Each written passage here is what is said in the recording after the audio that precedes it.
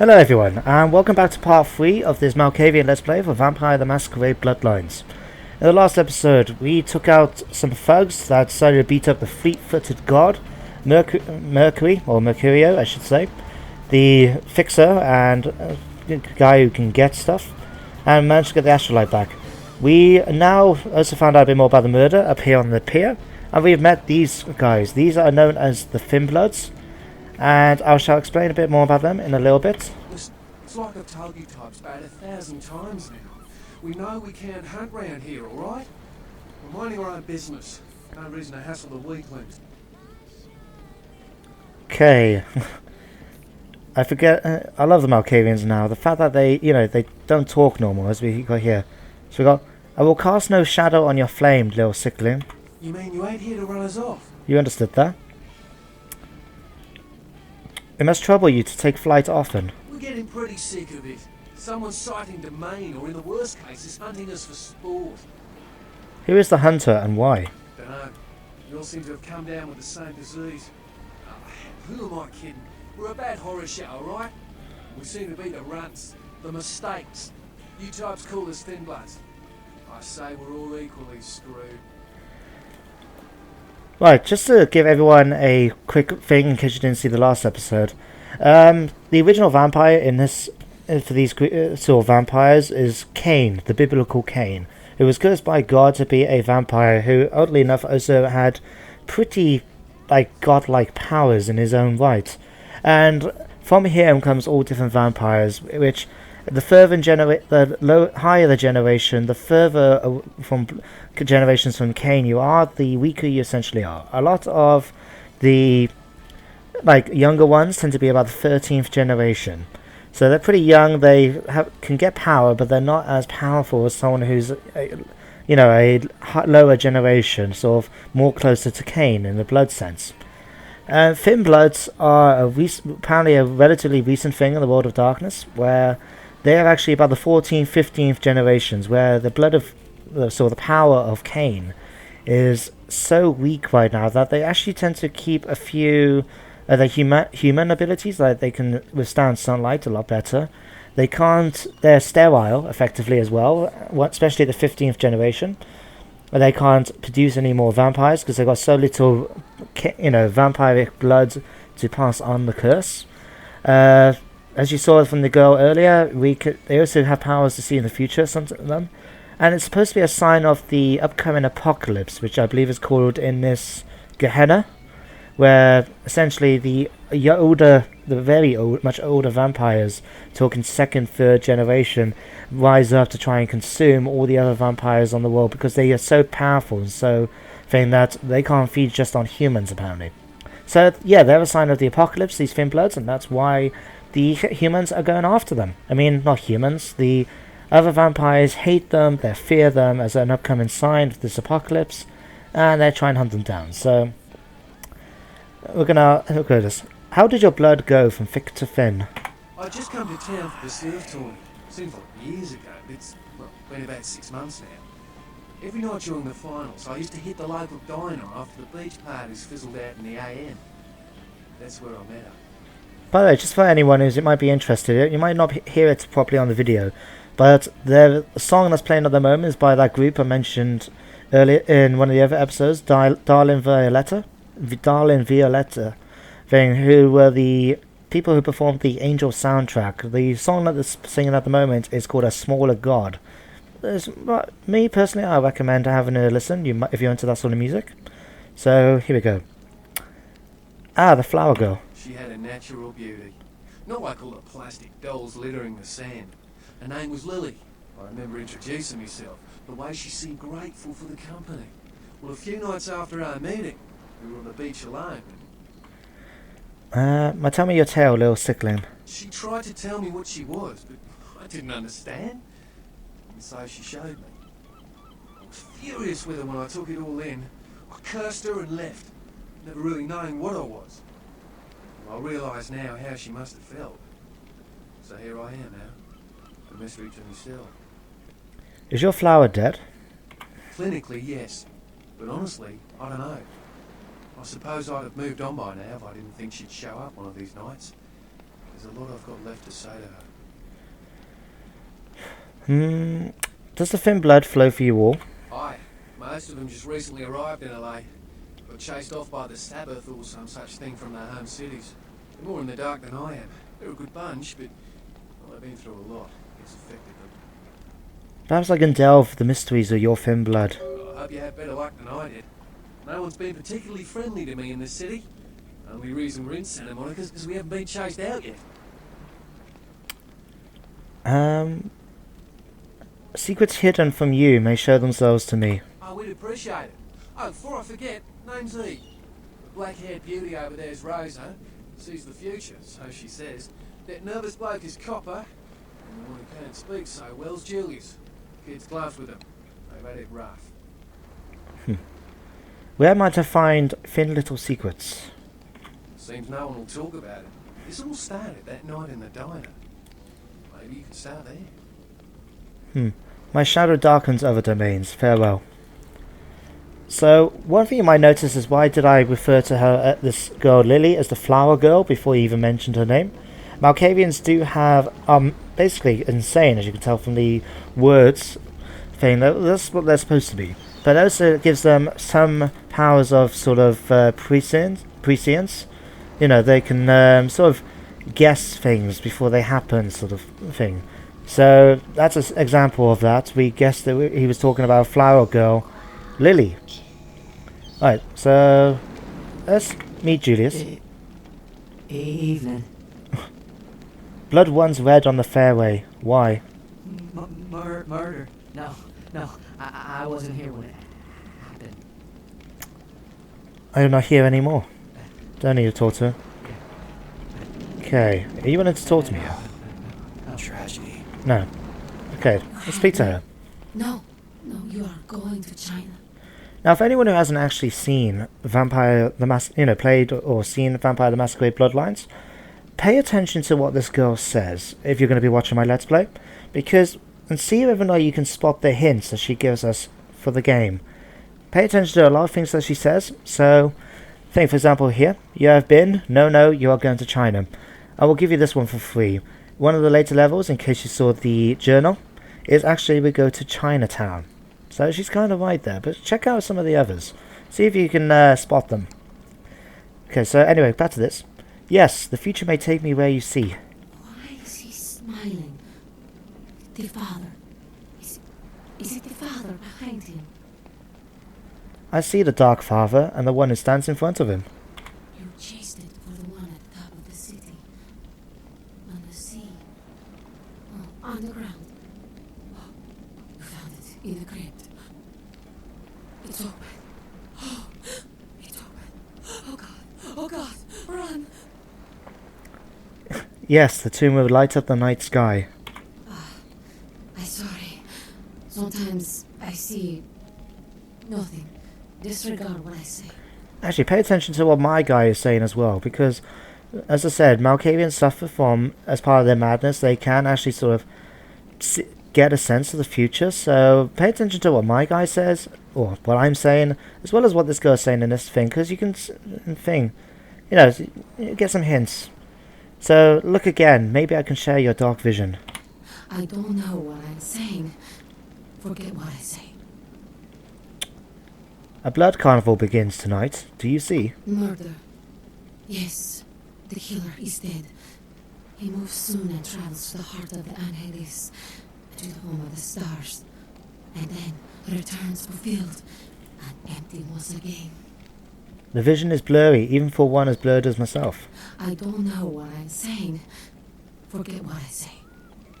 Tell me how fate has laid the road before me. Fortune is not your destiny. All of us are unfortunate.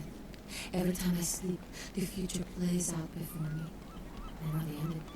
It will end over and over until I cease to dream. I know your questions. For $100, I'll tell you what you don't want to hear. I need money to leave this place. Take 20 gold and speak your riddles. Then ask again. That was a lot of negotiation, eh? Tell me of these final nights and what they hold in store for me. The Crimson Ship is not who he says she is, and is going to burn. Dinosaurs. He's furious. The man with the crest. The voice in the darkness. Boss. Chinese brothers. Follow the lights to the end of the tunnel. Where do you want to go? In whom can I place my trust? The man on the couch. The lone wolf. All others, tread carefully. I really do like this girl's eyes, I have to admit. Anyway, what shadows seek to curse me? Where lie the snakes in waiting? Men, everywhere. Some with swords, some with smiles. But I pity them. You are a remarkable foe. Oh, thank you. Tell me of someone who needs a deed done. Those with a lot to say usually have something on their mind. There are many unique individuals around the city. It's almost as if they're waiting for you to ask the right thing. E, for example. Who stole my wheeled contraption in the grade before 6? I see the future, not the past. Basically, who stole my bike? Will I stand victorious at the close of the curtain? Whether or not you win the game matters not. It's if you bought it. Wow, it's almost like she's talking about me as a player. I've bought a computer game. Do you have any fortuitous words? A faithful phrase to save me in future days? Don't open it. I am no longer here. I have to admit, I think that's everyone we spoke to now, actually. We can head back. I always wondered, how would it must be to be able to see the future, to know conversations, how they end before they even have them, and things. I mean, one book, if anyone's interested in, like, urban fantasy, and you haven't had a chance to read it, check out a book series with a character called Alex Versus, I believe it. And he's a mage with whose power is to actually see into the future. And the way that the authors decided to make his powers viable is very effective. Everything from conversations to apparently he is an expert thrower because he can throwing things because he can actually sort of make it happen. You know, he knows how to throw it in order to get the reaction he needs and everything. A very interesting book series. I recommend it for anyone who wants a book to read and into that sort of thing. Hello. Okay, so let's go and went back to Mercurio actually.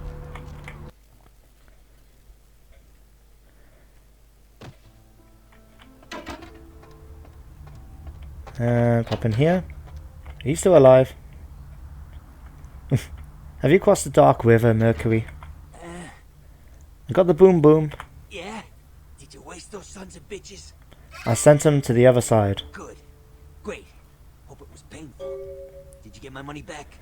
Now you see, I could have the option to keep the $150, $250 I bumped into, but I'm gonna be nice. I mean, I am trying to play this as if it's me, so I'm a pretty nice guy when it comes to money. I'm trying to be relatively honest. So here is your gold, Mercury. Oh, you're a lifesaver. I might have to buy some new kidneys with this. Besides, a mysterious woman on the beach told me to trust him. So, where do my feet lead me next? You need to make someplace disappear. A warehouse. Looks to be a Sabbat interest.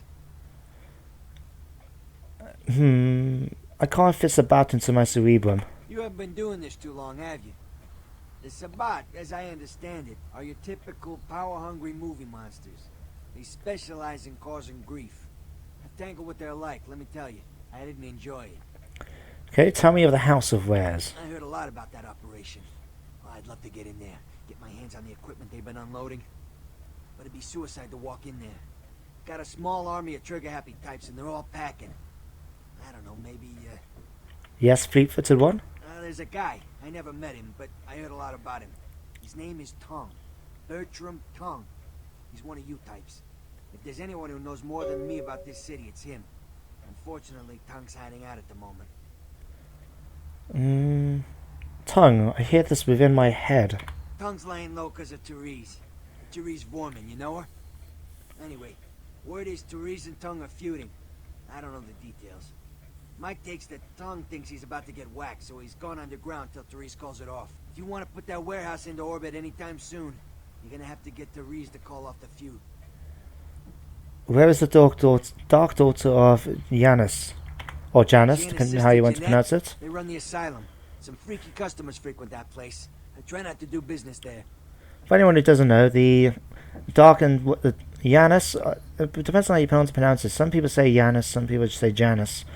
He was a Roman god to do, I believe, one of sort of crossroads and sort of thing. Yeah, and he was pictured normally with two faces. So, what can you tell me of the Dark Daughter? I'm gonna go with Janus. No, Janus, I should say, because that's how I would normally say it. I think Janus, but yeah. She's the woman around here. Oh no, actually, Julie. Nice looking You would blonde. say Julius with a J. So, Janus, Janus. Okay. We're no longer here. Oh, I'm no longer here, I thought I picked. So we have to meet the Baron of Santa Monica. I believe she's the Baron. I can't remember if she is a member of the Camarilla, which is like the vampire government, or if she is sort of one of the Anarchs, which is sort of like the free rebels, so to speak. They feel they should do what they want. Okay, anyway, we're going to come down, and first I'll head back to my flat, apartment, as they say in America. We're going to head back here first, because we need to check the computer in order to get a new task. So let's pop in here, check the computer, we have one new email. So, check that, Here we go, from LaCroix, the Prince. It has come to our attention that a sample of werewolf blood has made it into the hands of the local tabloid, and they have sent it on to the clinic in Santa Monica for testing. The responsible party has been dealt with, most painfully, I can assure you. But for obvious reasons, we can't have anyone testing the blood. Please retrieve the blood sample from the clinic and leave it in your mailbox. You will be compensated accordingly, SL. So, like I've been saying in other episodes, werewolves, mages, ghouls, goblins, fairies I should say, mummies, wraiths, and all sorts happen to live in the world of darkness. And they try and help out one another, relatively speaking. Not really, I mean, for the most part, in this version of the world of darkness, the werewolves hate vampires. They tend to stay in the sort of the outskirts and wilds between cities, whereas vampires tend to stick into the cities where they're more familiar with for prey and to keep away from the lupines. But yeah, so that's one thing. But they do try to keep the masquerade, keep this idea of the supernatural away from humanity. Hello, chap. Yeah, from the humanity, because let's face it, if blood becomes a thing and people find out about werewolves, for example, how is it's such a big leap to go from werewolves to vampires? Oh, managed to sneak past them. Okay, we're actually going to meet someone as well. We're going to room 1. We're going to meet her. Please, get a doctor. Okay, now this is supposed to look completely different, but the thing is, I don't really like how this girl Heather is supposed to look like.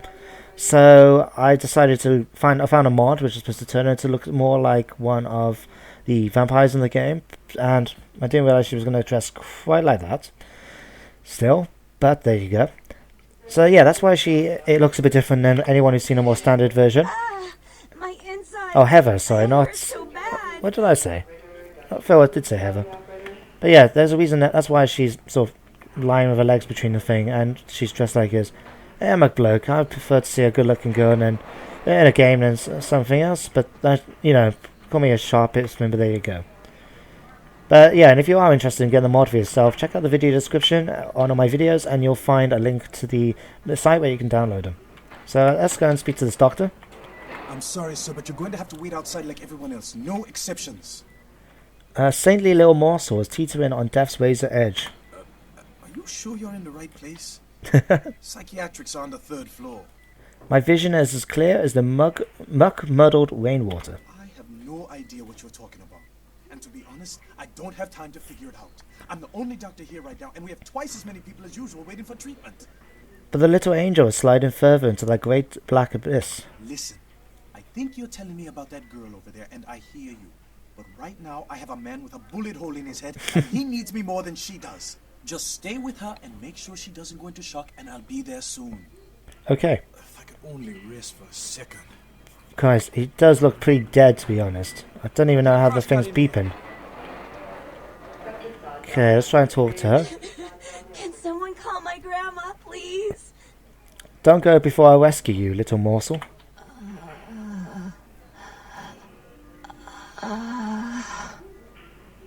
Okay, Okay. Oh, okay. You're supposed to have the option to sort of help her and make her into a ghoul, but apparently not. Oh well, we'll check around and do other stuff. In the meantime, I guess. Okay. First of all, we're going to lockpick in here. If we can do it? No. Actually, we got some experience, so let's build up. Let's get a level 1 security, actually. And Voice of Bedlam, all specs.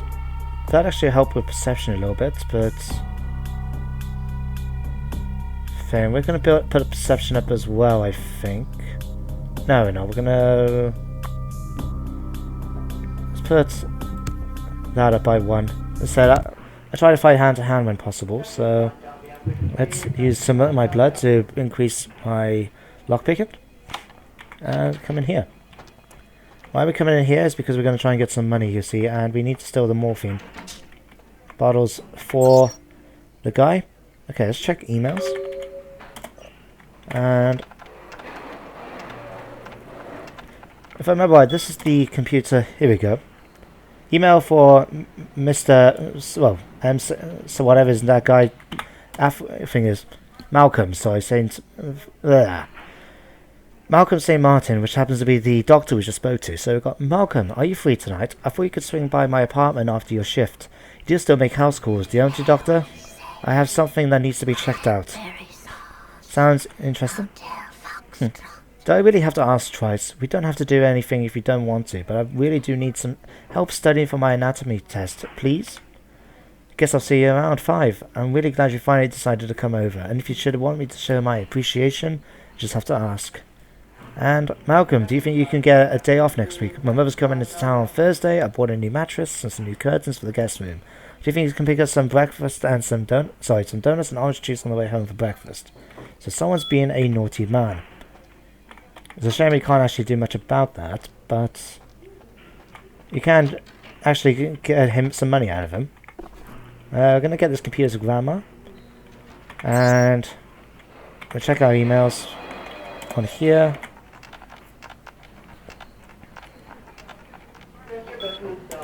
Alright, strange blood sample. That's what we're looking for. Hey Danny, we received an interesting blood sample from someone over at The Sun. I guess wow, if anyone doesn't know, The Sun is actually a British newspaper. It's one of the main ones. They were well known for having the page 3 girls on the page 3 where there used to be topless women posing, and unfortunately they started to get rid of them thanks to too many protests from liberal-minded women, which was such a shame. I mean, as a bloke you can argue seeing boobs is always great, but you know, I've always thought it's just people taking too much time out of their lives. I mean, a feminist thing or liberal-minded people, they should be able to think, well, these girls have the choice. If they want to pose, it's up to them. So anyway, I guess some freak told them it was werewolf blood. Can you believe that shit? Anyway, they are paying for us to run the numbers, so could you do it on your next shift? Many thanks, F-Dog.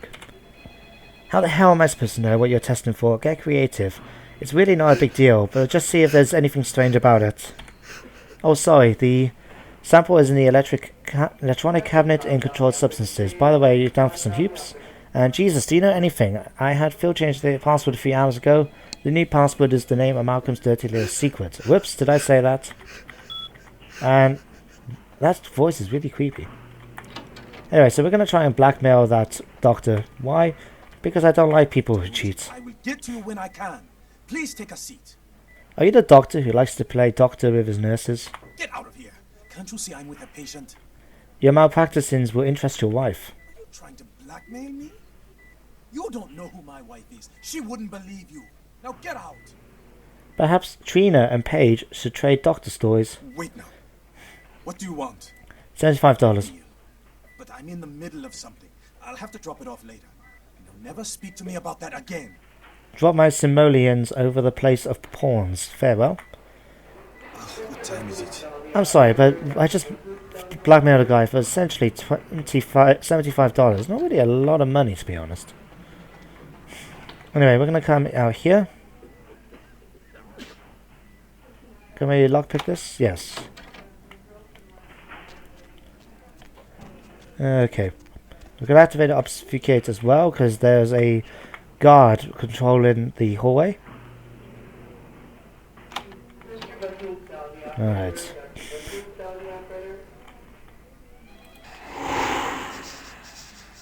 I suppose I could kill the guy, but I don't believe in killing someone just because they are trying to do their job. No.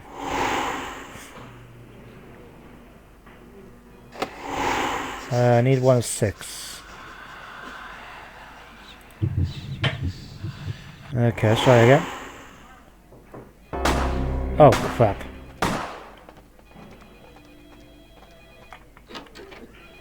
Alright. Let's get that. Camera. Now we got the police after us. As you can hear in the background.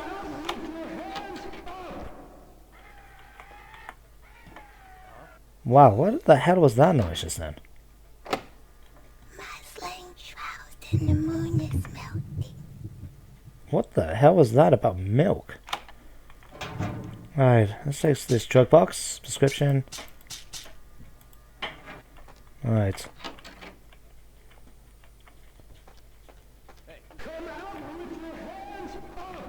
Okay. Alright, so we need blood now.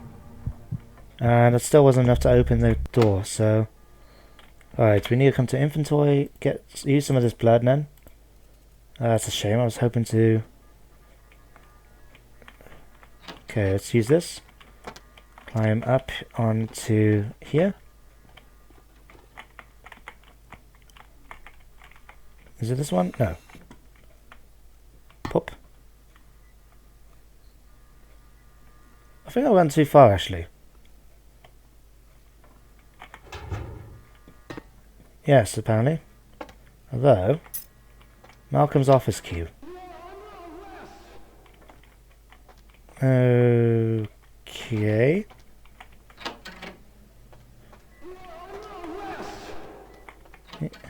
Alright, let's try and get that again.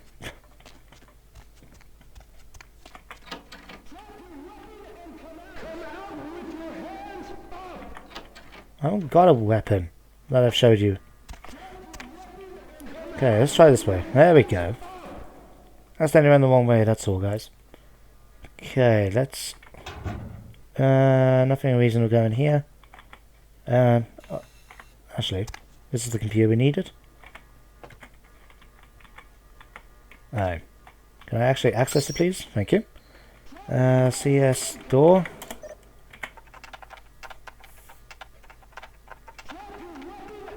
Okay, but that's not going to work. We're going to cheat though. We're going to use Auspex, which I believe helps out a bit with perception, which is a factor when it comes to hacking. Yes, it is. As you can see now, all of a sudden our hack skill's gone up because Auspex affects wit. So I need to unlock that. And we need CS cabinet. Now we already know the password for this is page, thanks to the early email. So unlock. Okay. Hey, stop right there. Oh, bummer. Tell you what, Michael.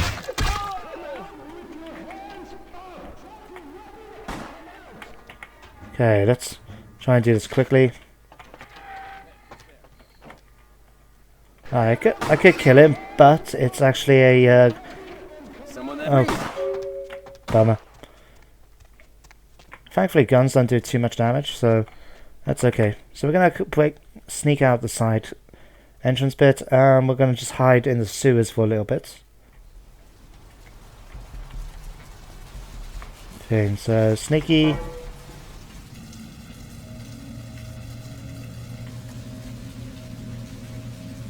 Okay, and we're gonna end the episode here, I think.